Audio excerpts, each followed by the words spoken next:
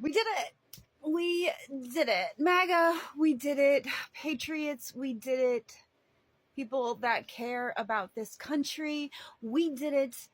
And those of you across the globe who were rooting for Trump, we did it. Those of you who are against these forever wars, we did it. Those of you who are sick of these crazy grocery prices just going up, up, up, up, up, we did it. And those of you who could see through the bullshit, who are immune to the bullshit the MSM just kept shoveling in our mouths over and over and over and over, we did it. Trump won. Gotta make it too big to rig. And guess what? That is what happened. We made it too big to rig. Trump won the popular vote. Guys, he won the popular vote. Could there be more of a rejection of this socialist, this communist, this tyranny, this authoritarian technocracy, global, that they were going to try to implement on us? Could there be more of a rejection? I hope to see this globally. I hope other countries feel inspired by the fact that elections can be fair and they can speak for the people. Vermonters in this area, as well as skeptics and former liberals, you are not homeless anymore. You're not politically homeless. You are welcome in MAGA. I welcome you with open arms.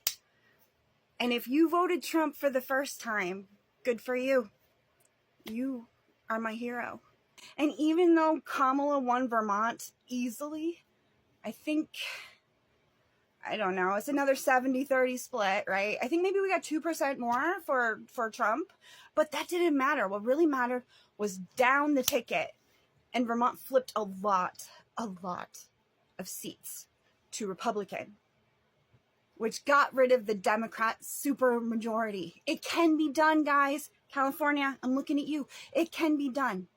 I wish that I had done more to help flip these seats. But I'll tell you what, I am inspired to help our midterms. I do want to get out there. I do want to win for them. I do want to knock on doors.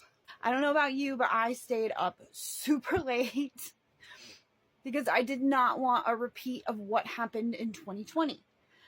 As we all remember, Trump was winning by a lot. He was winning bigly everywhere in 2020 until 6 swing states, I think it was 6, maybe it was 5, swing states decided all at the same time to stop counting ballots. Started counting the ballots again at 3 a.m. I went to bed around midnight in 2020 because they stopped counting ballots in these very important states around 10 o'clock, which was very, very, very, very weird. And even though Trump was winning, when I went to bed, I had the uneasy feeling in my stomach that something was going to happen and I was going to wake up to a nightmare starring Joe Biden as our president or future president. I was really scared that this was going to happen again. So I stayed up until 3 a.m. until we heard Trump speak at Mar-a-Lago with all of his cabinet and family and friends and supporters right beside him, flanked around him. I didn't cry.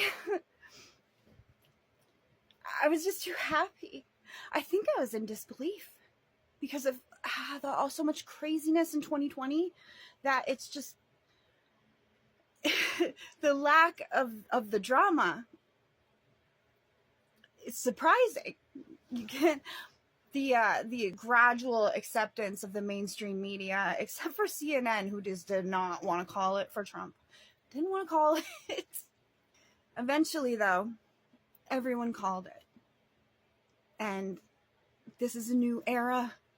This is the new Trump era, the new MAGA era, the new Republican movement, starring Scott Presler as our grassroots coordinator. Scott Presler, not single-handedly because he had a whole crew of people, but Scott Presler made the difference in Pennsylvania. And when Trump won Pennsylvania, it pretty much solidified that Trump was going to be our next president.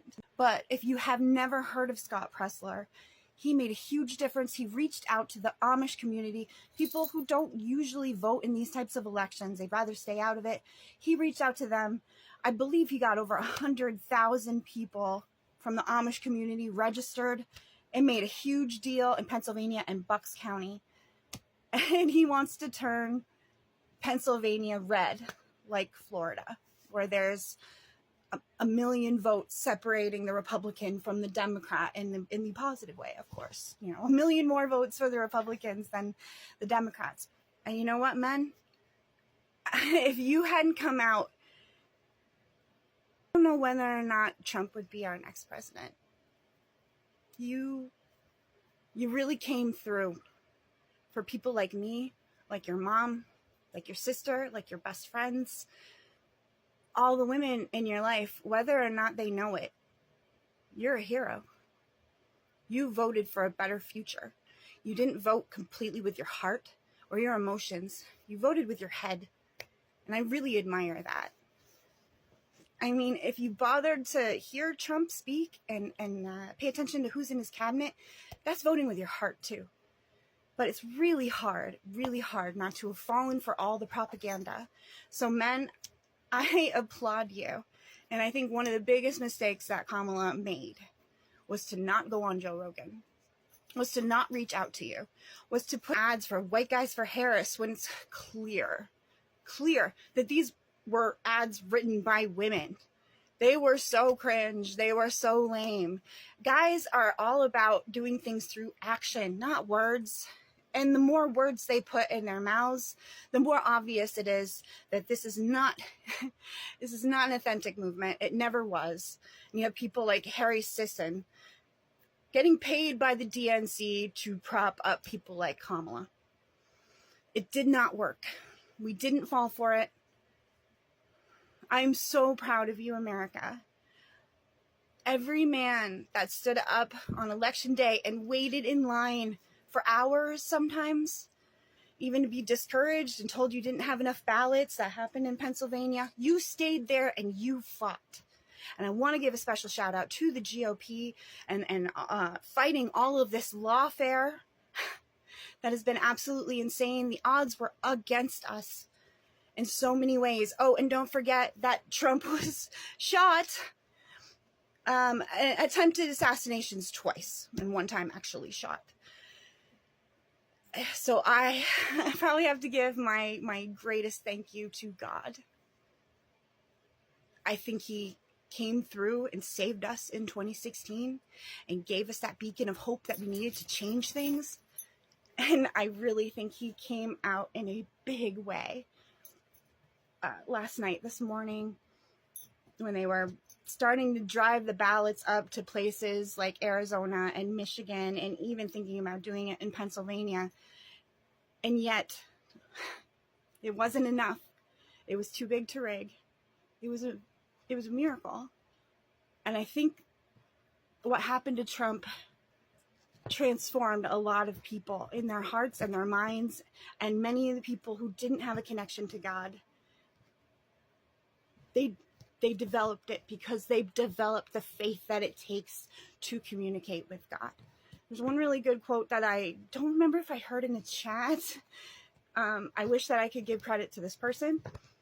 But without faith, you can't communicate with God. I had faith, but my faith was majorly renewed when I saw Trump get shot, go down to the ground, and then pop back up again, going, fight, fight, fight. Iconic pictures that came from this campaign. Moments I'll never forget in my life. I am so inspired right now. And I hope that you are too.